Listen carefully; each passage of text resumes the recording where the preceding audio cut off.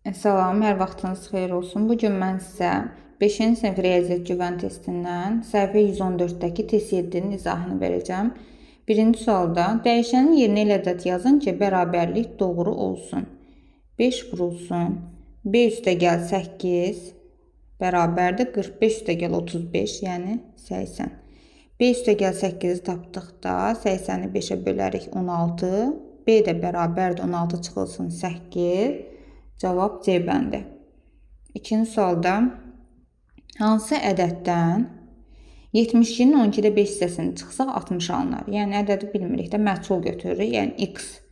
72-nin 12-də 5 hissəsini tapmaq üçün 72-ni 12-yə bölüb 5-ə vurmaq lazımdır və yaxud 72 ilə 12-ni ixtisar aparmaq olar. 72 ilə 12-ni ixtisar apardıqda 6.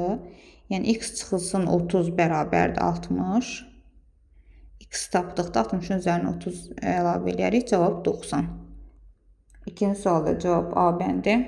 Üçüncü sualda tərəzidir. Tərəzinin tarazlıq vəziyyətində olmaq üçün boş xanaya hansı ədəd yazılmalıdır? Yəni tərəzinin sol tərəfində hansı ədəd yazıldığını tapmaq üçün 2,1 ilə 3,7-ni toplayarıq. Cavab 5,8. Variant A bəndi. Dördüncü sualda aşağıdakı tənliklərdən hansının həlli 4x üstəgəl 10 bərabər 42 tənliyinin həlli ilə eyni deyil? Yəni birinci x-i tapmaq lazımdır. 4x üstəgəl 10 bərabərdir 42. 4x bərabərdir 42 çıxılsın 10 32.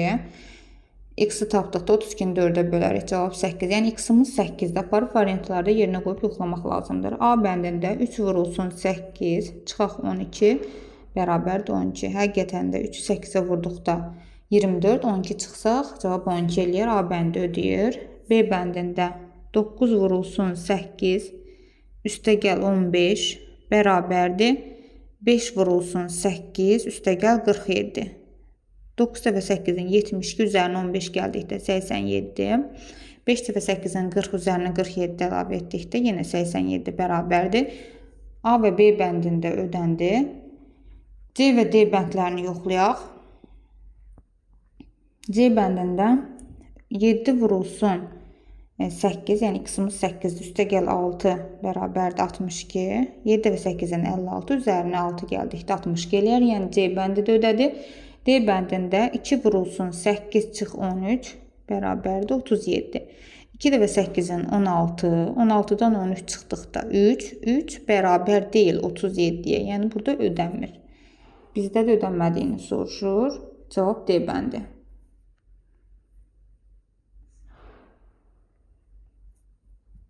Beşinci sualda ana ilə qızının yaşları fərqi 40-dır. Ananın yaşı qızının yaşından 5 dəfə çoxdursa, ananın neçə yaşı var?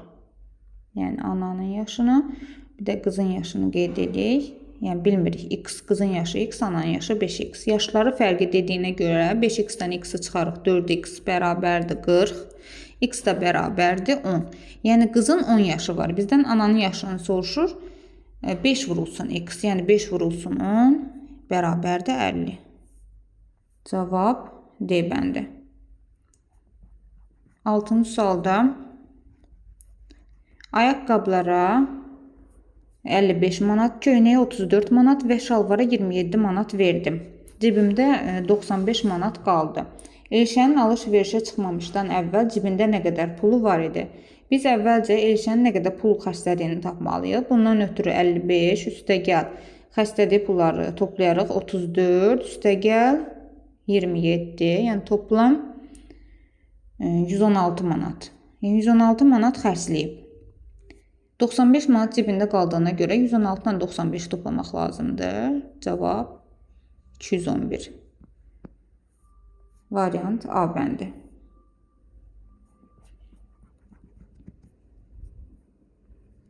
7-ci sualda Akif əminin bu il bağından topladığı fındıq məhsulu qoz məhsulundan 4 dəfə çox idi. Fındıq və qoz məhsulu birlikdə 40 ton oldu. Akif əmi bağından neçə ton qoz topladı? Əvvəlcə qeyd eləyək. Qoz və fındıq. Bizə deyir ki, fındıq məhsulu qoz məhsulundan 4 dəfə çox idi. Yəni qoz məhsulunu x götürürük, fındıq məhsulunu 4x götürürük, toplam 40 ton oldu deyir. Yəni 4x-dən x toplayarıq 5x bərabərdir 40, x də bərabər 8. Yəni cavabımız 8. Çünki bizdən qozun nə qədər olduğunu soruşur. Yəni 8 ton. Cavab D bəndi. 9-cu sualda Murad hər səhər bir tərəfinin uzunluğu 100 metr olan düzbucaqlı şəklində parkın ətrafında qaçır. O, parkın kənarı ilə 4 dəfə dövr edərsə 1,8 km qaçmış olar. Parkın digər tərəfinin uzunluğunu tapın. Yəni park düzbucaqlı şəklindədir. Bir tərəfinin uzunluğunu 100 metr verir. Yəni digər qarşı tərəfləri bərabər olduğuna görə 100 metr götürürük. Digər tərəfi bizdən soruşur. Yəni 4 dəfə dövr edərsə